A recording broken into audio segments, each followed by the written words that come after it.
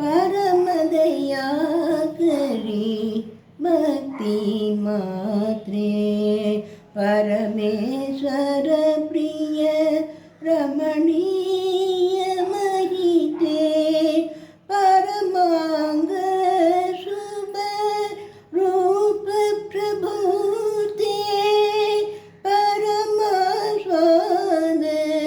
प्रभुत सुललिते परिमित भक्त मनोरथ शीले परिणाम क्रिय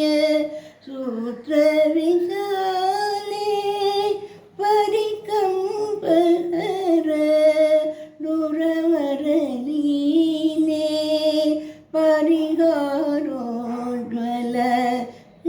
त्रिशूले शंकरी सुंदरी सांब सदा शिव मानस मोहन बारे